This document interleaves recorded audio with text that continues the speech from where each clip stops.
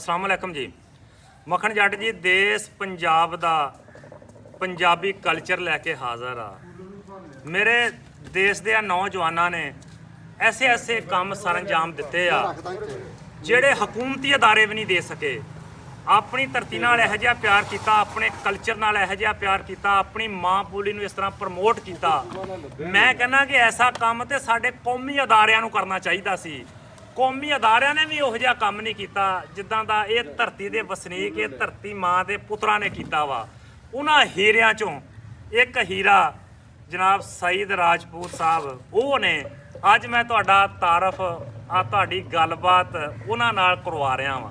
अस्सलाम वालेकुम जी। वालेकुम सलाम। सही साहब की हाल चाल है जी? अल्हम्दुलिल्लाह बहुत शुक्र। तुसी सुनाओ। सही साहब तुसी माशाल्लाह मां बोली ਦਾ ਹੱਕ ਅਦਾ ਕਰ ਰਹੇ ਆ जी ਔਰ ਤੁਸੀਂ ਪੰਜਾਬੀ ਜ਼ਬਾਨ ਨੂੰ, ਪੰਜਾਬੀ ਅੱਖਰਾਂ ਨੂੰ, ਪੰਜਾਬੀ ਧਰਤੀ ਨੂੰ, ਪੰਜਾਬੀ ਕਲਚਰ ਨੂੰ, ਪੰਜਾਬੀ ਰਹਿਣ ਸਹਿਣ ਨੂੰ ਔਰ ਪੰਜਾਬੀ ਦਿਹਾਤਾਂ ਨੂੰ, ਪੰਜਾਬੀ ਚੱਕਾਂ ਨੂੰ, ਪੰਜਾਬੀ ਸਾਡੇ ਜਿੰਨੇ ਵੀ ਪੂਰੇ ਪੰਜਾਬ ਨੂੰ ਇੰਜ ਪ੍ਰਮੋਟ ਕਰ ਰਹੇ ਆ ਜਿਵੇਂ ਕੁਝ ਸਰਕਾਰੀ ਅਦਾਰੇ ਕਰਦੇ ਹੁੰਦੇ ਆ। ਹਾਲਾਂਕਿ ਇਹ ਸਰਕਾਰੀ ਅਦਾਰਿਆਂ ਦਾ ਹੱਕ ਸੀ, ਉਹਨਾਂ ਨਹੀਂ ਕੀਤਾ, ਲੇਕਿਨ ਤੁਸੀਂ ਕਰ ਰਹੇ ਆ। ਸਾਨੂੰ ਪੰਜਾਬ ਨਾਲ ਮੁਹੱਬਤ ਹੈ। ਮੈਂ ਤੁਹਾਨੂੰ ਪੁੱਛਣਾ ਚਾਹਨਾ ਵਾਂ, ਇਹ ਸ਼ੌਕ, ਇਹ ਲਗਨ ਇਹ ਕਿੱਥੋਂ ਲੱਗੀ ਤੁਹਾਨੂੰ?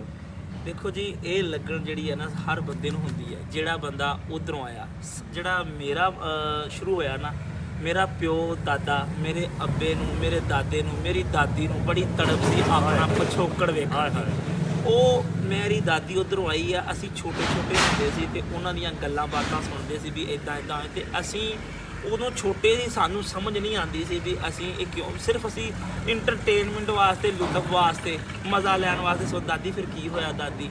ਲੇਕਿਨ ਉਹ ਆਪਣੇ ਅੰਦਰ ਦਾ ਦਰਦ ਸਾਨੂੰ ਦੱਸਦੀ ਹੁੰਦੀ ਸੀ ਵੀ ਕਿੱਦਾਂ ਅਸੀਂ ਆਏ, ਕਿੱਦਾਂ ਵੱਢ ਟੁੱਕ ਹੋਈ, ਆਪਣੇ ਵਸਦੇ ਹੱਸਦੇ ਘਰ ਛੱਡ ਕੇ ਜਿਹੜੇ ਨਾ ਉਹ ਆਏ। ਤੇ ਕਿਸੇ ਨੂੰ ਵੀ ਆਪਣਾ ਘਰ ਛੱਡ ਕੇ ਜਦੋਂ ਚਲਾ ਜਾਂਦਾ ਨਾ ਤੇ ਉਹ ਜਿਹੜੀ ਮਿੱਟੀ 'ਚ ਜੰਮਿਆ ਹੁੰਦਾ, ਜਿਸ ਮਿੱਟੀ 'ਚ ਉਹਨੇ ਆਪਣਾ ਬਚਪਨ ਗੁਜ਼ਾਰਿਆ ਹੁੰਦਾ, ਉਹ ਦੁਨੀਆ ਦੇ ਕਿਸੇ ਵੀ ਹਿੱਸੇ ਤੇ ਚਲੇ ਜਾਵੇ ਤੇ ਉਹਨੂੰ ਉਹ ਮਿੱਟੀ ਦੀਆਂ ਯਾਦਾਂ, ਉਹ ਮਿੱਟੀ ਦਾ ਪਿਆਰ ਉਹਨੂੰ ਕਦੀ ਨਹੀਂ ਭੁੱਲਦਾ।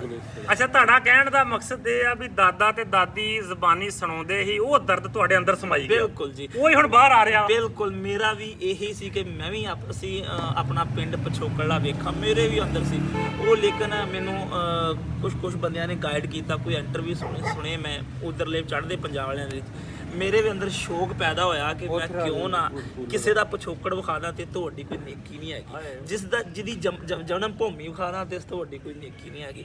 ਇਸ ਵਾਸਤੇ ਮੈਂ ਇਹ ਕੰਮ ਸ਼ੁਰੂ ਕੀਤਾ, ਪੰਜਾਬ ਦਿਖਾਇਆ, ਪੰਜਾਬ ਦੇ ਪਿੰਡ ਦੇਖੋ। ਜਿਸ ਤਰ੍ਹਾਂ ਆ ਤੁਹਾਡਾ ਅੱਜ ਮੈਂ ਅਸੀਂ 47 12 ਦੇ ਵਿੱਚ, ਇਹ ਵੀ ਕਿਸੇ ਦਾ ਪਿਛੋਕੜ ਸੀ, ਇਹ ਵੀ ਕਿਸੇ ਦਾ ਘਰ ਪੁਰਾਣਾ ਸੀ, ਇਹ ਵੀ ਕਿਸੇ ਦੀਆਂ ਯਾਦਾਂ ਸੀ ਜੀ। ਤੇ ਉਹ ਮੈਂ ਅੱਜ ਉਹਨਾਂ ਦੇ ਕਹਿਣ ਤੇ ਦਿਖਾਇਆ ਤੇ ਮੈਂ ਤੁਹਾਡੀ ਖਿਦਮਤ ਦੇ ਵਿੱਚ ਵੀ ਹਾਜ਼ਰ ਹੋ ਗਿਆ।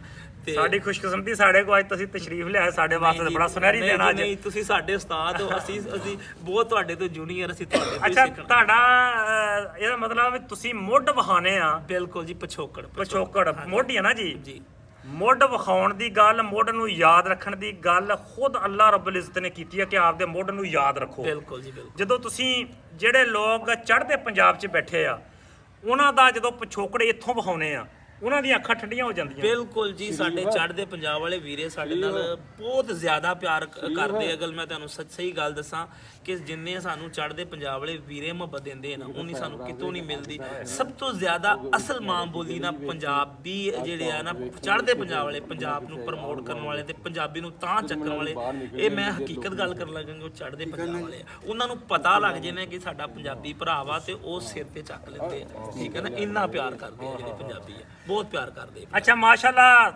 ਜੋ ਤੁਹਾਡੇ ਕੋਲ ਸਾਡਾ ਪਹਿਲਾ ਗੜਾ ਲੱਗਾ ਸੀ, ਤੁਹਾਡਾ ਉਦੋਂ ਸ਼ੁਰੂਆਤ ਸੀ। ਮਾਸ਼ਾਅੱਲਾ, ਹੁਣ ਤਾਂ ਅੱਲਾ ਦੀ ਜ਼ਾਤ ਨੇ ਬੜਾ ਅਰੂਜ ਦਿੱਤਾ, ਬੜਾ ਨਾਂ ਹੋ ਗਿਆ, ਚੜ੍ਹਦੇ ਲਹਿੰਦੇ ਪੰਜਾਬ 'ਚ ਇੱਕੋ ਜਿਹਾ ਨਾਂ ਹੋ ਗਿਆ।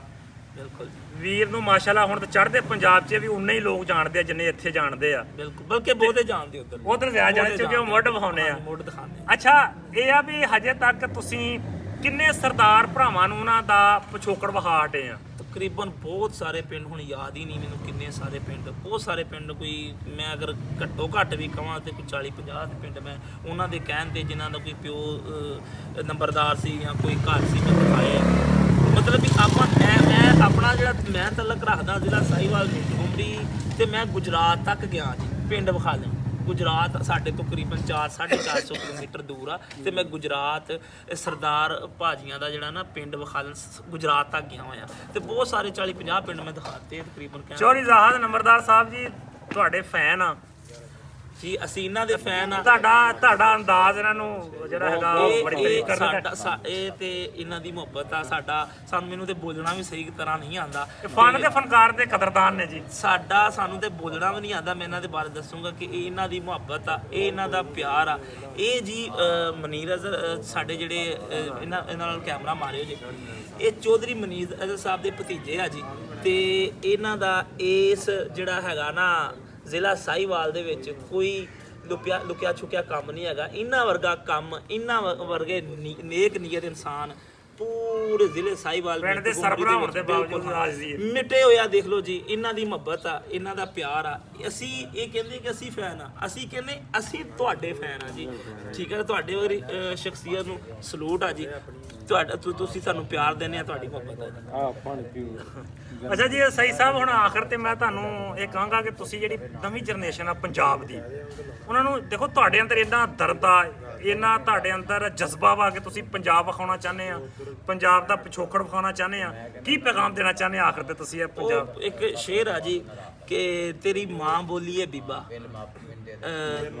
ਕੱਖਾਂ ਵਾਂਗ ਨਾ ਰੋਲ ਪੰਜਾਬੀ, ਲਿਖ ਪੰਜਾਬੀ, ਪੜ੍ਹ ਪੰਜਾਬੀ, ਬੋਲ ਪੰਜਾਬੀ ਤੇ ਗੈਰਤਮੰਦਾ, ਲਿਖ ਪੰਜਾਬੀ, ਪੜ੍ਹ ਪੰਜਾਬੀ, ਗੈਰਤਮੰਦਾ, ਬੋਲ ਪੰਜਾਬੀ।